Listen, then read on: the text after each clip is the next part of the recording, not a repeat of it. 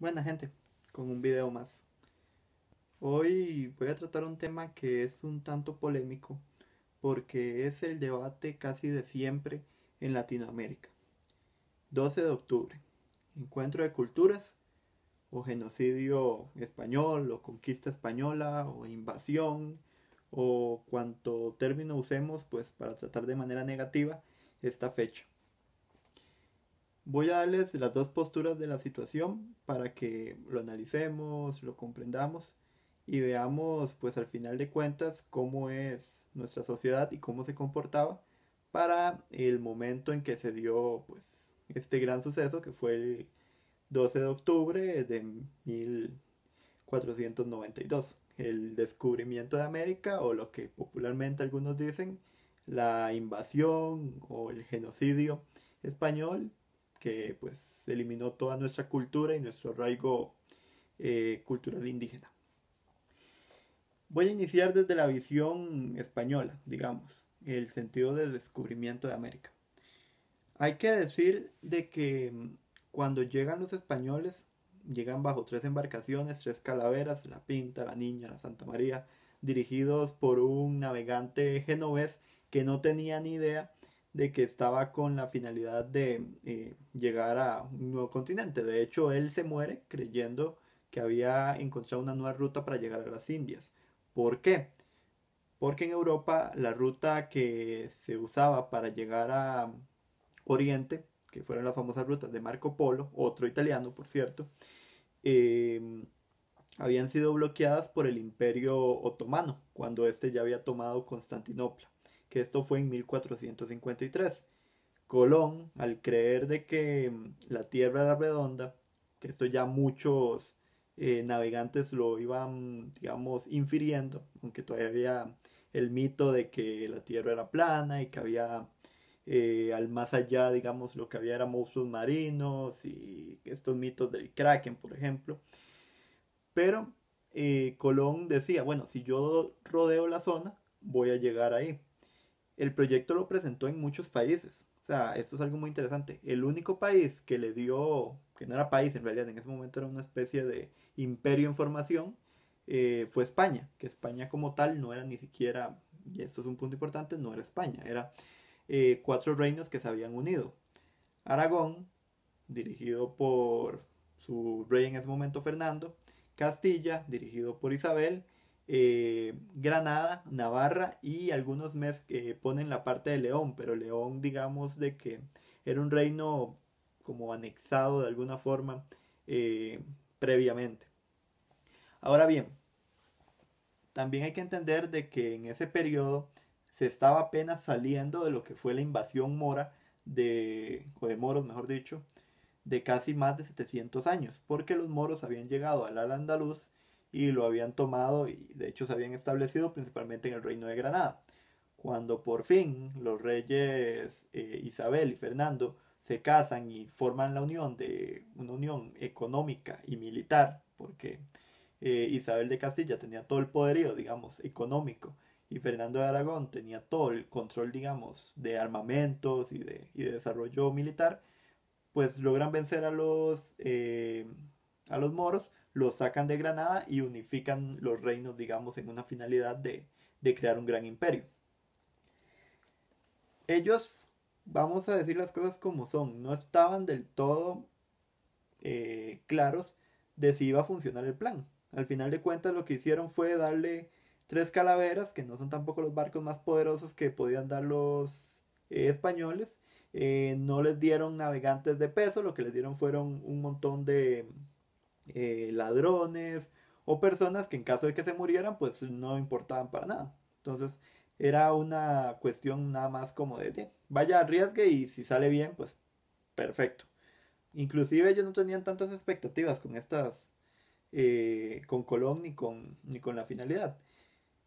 Ahora bien, eso, aunque ustedes no lo crean, eso es un punto positivo y les voy a explicar por qué.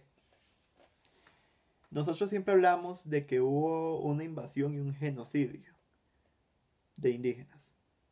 El indígena no fue asesinado, fue oprimido y fue expropiado de sus tierras, digámoslo así.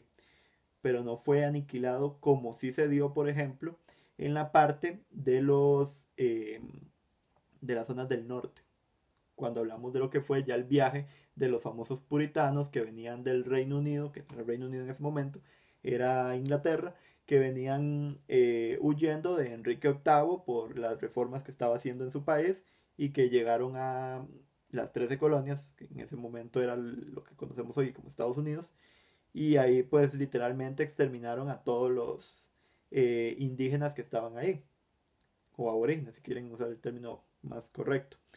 Em, Venían con familias, venían con una línea cultural apegada, bastante estricta, y esto hizo pues que exterminaran literalmente a todas las tribus que hay. Por eso es que Estados Unidos es uno de los países, junto con Canadá, que menos raíces indígenas hay. Quedan, pero son escasas, mínimas, por decir, a comparativa de lo que es América Latina.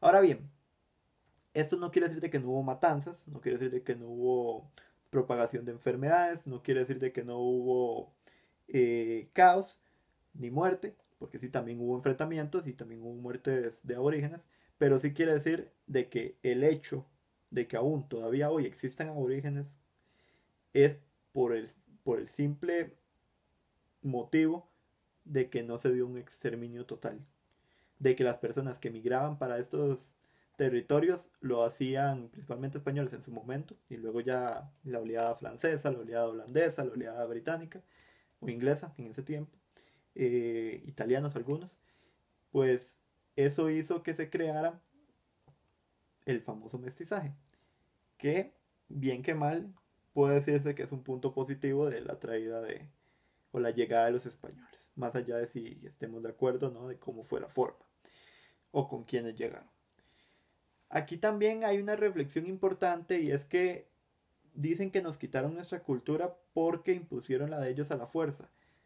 Sí, no, porque si bien es cierto de que eran los más preparados militarmente y tenían los mejores armamentos y tal vez en lo que es materia eh, militar, sí había más desarrollo por parte de lo que era Europa que lo que era en ese momento Latinoamérica precolombina.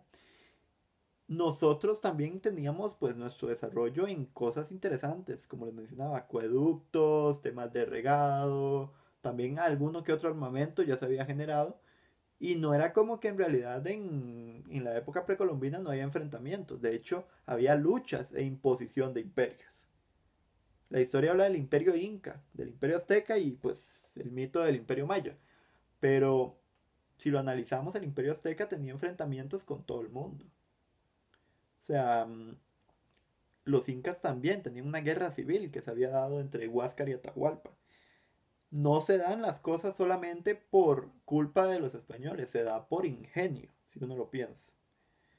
Eh, y se da también por el mismo caos que hay interno, porque los mismos aztecas eran subversivos, eran agresivos, imponían sobre los otros pueblos, los dominaban. Entonces, ese mito de que el aborigen no era un preparado militarmente, no era una figura que, que no tenía la razón como los europeos, eso es un mito. O sea, en realidad siempre hubo y siempre han existido imperios y siempre ha existido enfrentamientos y siempre ha habido desarrollo. Lo que varía es la proporción y hacia dónde iba enfocado. Por ejemplo, el tema de los alimentos, el tema de la producción del medio ambiente, el tema de los recursos, ahí podemos hablar mucho de que había un gran avance de los aborígenes. Cuando hablamos de lo económico, de lo militar, de lo estratégico de alguna forma, se podría mencionar a ellos. Pero también me pongo a reflexionar en eso porque, si bien es cierto, los aborígenes también tenían grandes líderes estratégicos. O sea, Cuauhtémoc fue uno que trascendió mucho.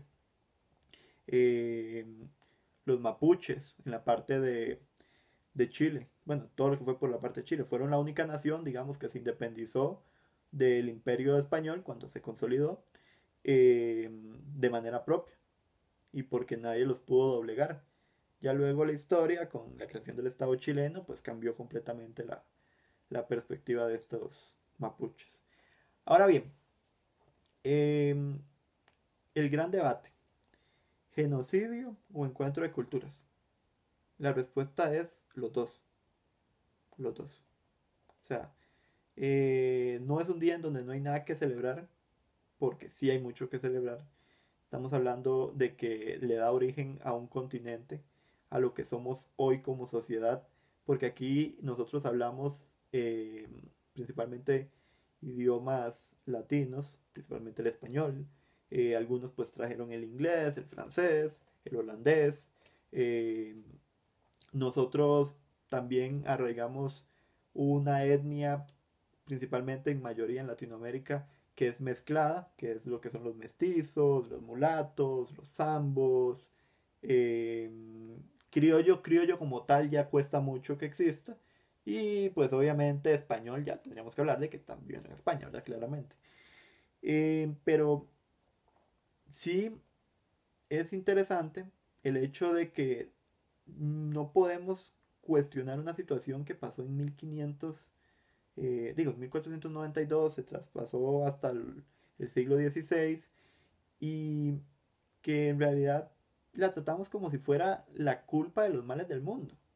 Si nosotros seguimos creyendo de que todos los males que tenemos en Latinoamérica es por culpa de los españoles o por culpa de cómo llegaron o de lo que hicieron, pues en el fondo estamos quitándonos el mérito de nosotros ser agentes de cambio, el mérito de nosotros poder sacar a los países adelante. Y es esa visión que popularmente se dice visión tercermundista o visión de países subdesarrollados que no siguen adelante.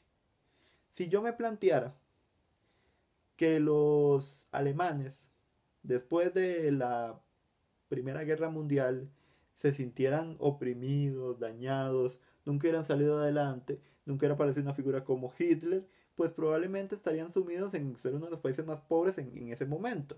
Luego resulta que pierden la Segunda Guerra Mundial y quedan peor. Pero volvieron a salir adelante y luego, tras de todo, les parten el territorio y vuelven a salir adelante. Los germanos es una historia de un imperio que siempre ha estado destruido, que ha estado en crisis, que ha estado en situaciones donde ha quedado en ridículo internacional. Otro ejemplo, Rusia, como el imperio ruso, como la Unión Soviética, se ha destruido y ha entrado en crisis enormes, pero ha salido adelante. Sale adelante en periodos que a veces llaman la atención, 20, 30 años. Pero ¿qué pasa con países como Costa Rica, como México, como Ecuador, Bolivia, Paraguay? Estamos mal. ¿Y esto de quién es culpa? Del capitalismo, de los Estados Unidos. Es culpa de los españoles que nos conquistaron. Es culpa de, por favor. O sea, entonces, nuestro sistema es responsable. Nosotros hacemos mal nuestras políticas simple y sencillamente porque no tenemos quien nos apadrine, quien nos cuide, quien nos construya, quien nos haga las cosas. No. Y en una época en donde la globalización ya es un hecho completo, libros tenés, análisis tenés, investigaciones a fondo tenés, ver el contexto de tu territorio lo tenés. Entonces, decir hoy que seguimos siendo inadaptados o seguimos siendo una nación que nos han robado y nos han quitado recursos. Bueno, Singapur, por ejemplo, es un país que no necesariamente tiene muchos recursos y es uno de los países más prósperos. Estonia es otro caso. Irlanda. Países que llevan, bueno, más que nada Irlanda, por ejemplo, que llevan hasta más años de existencia que uno. Entonces sus recursos no necesariamente es como que tengan más recursos que uno. Y América Latina tiene recursos. Un montón. Lo que no tenemos es oro. Y ahora en el mundo actual ya el oro no juega un rol tan importante. Porque cambiamos ese modelo desde los años 70 cuando se cayó el patrón oro como modelo. Y entramos a un modelo más abierto con el dólar y las monedas internacionales. Entonces, por lo menos en lo que es Europa Occidental.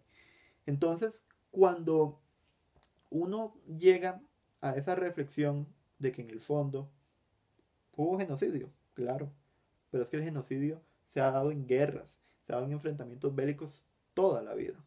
Se dio en África, se dio en Medio Oriente, se dio con los romanos, se dio con los persas, se dio con los hebreos, se dio con los armenios, se dio en la guerra de la Triple Alianza, que es un tema muy interesante, cómo mataron y exterminaron a una de las naciones más poderosas en ese momento, porque los otros tres países decían que era una dictadura y, y en parte sí, pues tenían razón de que era un gobierno autoritario, pero los otros países tampoco tenían mucho de qué hablar, ¿verdad? O sea, estamos hablando de naciones que tomaron una decisión solamente por perjudicar a un país y no pensaron tanto con la razón, pensaron más por una cuestión de interés. Entonces, la hipocresía de decir no hay nada que celebrar, bueno, no tendríamos tampoco que celebrar el Día de nuestra bandera, no tendríamos que celebrar el Día de la Independencia, no tendríamos que celebrar la fecha patria de alguno de los héroes que uno siempre menciona, no deberíamos de mencionar tampoco a los, digamos, líderes o figuras que han hecho cambios por nuestra nación en Latinoamérica. No tendríamos que celebrar, por ejemplo, el hablar este idioma. O sea, deberíamos de cada uno hablar un dialecto indígena. El problema es que nosotros no somos indígenas. Entonces, ya empezamos mal. Y el mismo indígena es consciente que no somos indígenas. O que no somos aborígenes, el término que quieran usar. Y ahí es cuando uno cae en la idea de que el 12 de octubre es un encuentro de culturas. Que tuvo en su pasado un genocidio, una matanza. Sí, pero no podemos vivir de una historia de 400 años, de 500 años. Y hay líderes políticos que dicen, vaya, discúlpese, queremos que el rey se disculpe por lo que hizo. En serio. Puede hacerlo, no digo que no, porque hay gente que por moral lo hace. Como le pasó a los alemanes que se disculparon por la situación de la Segunda Guerra Mundial y siempre se pasan disculpando y eso me parece bien. Pero también una cosa es que se disculpen y otra es que lo sigan responsabilizando de los males que tiene un país en específico. Porque Latinoamérica sus males son internos. Sus males son internos. ¿O qué? ¿Va a seguir dependiendo de lo que le diga la Unión Europea? ¿O lo que le diga España? ¿O de lo que le vaya a dar Estados Unidos? ¿O lo que le vaya a dar China? No tiene noción, no tiene razón. Seguimos viviendo en la época de la colonia, que nos dicen cómo hacer las cosas. No tenemos libertad para hacer esas cosas. Estamos coercitivos, coercitidos por los sistemas internacionales. Eso no es cierto. Y ese es el falso liderazgo de varios populistas que hay en América Latina, de varios reprimidos socialmente, que no ven el poder de América Latina, los recursos, el desarrollo, la mano de obra, el talento, el crecimiento. Y nuestras culturas no son propias aborígenes, ni lo van a hacer jamás. Inclusive las que están hoy, las tribus aborígenes que están hoy, han cambiado. En nada se parecen a las de hace 5 siglos. Entonces, esa era mi pequeña conclusión sobre el 12 de octubre. Hay que respetar la cultura aborigen, sí. Hay que respetar los principios de lo que nos queda del legado precolombino, sí. Hay que cuidarlo, por supuesto, pero hay que adaptarnos a que vivimos en un mundo en donde si no estamos en el presente, es decir, 2019, y nos basamos hacia el futuro, nos vamos a quedar estancados con un pasado que nunca va a volver. Y ese es el problema de América Latina. Ese es el cáncer de América Latina, vivir del pasado. Sin más que decir,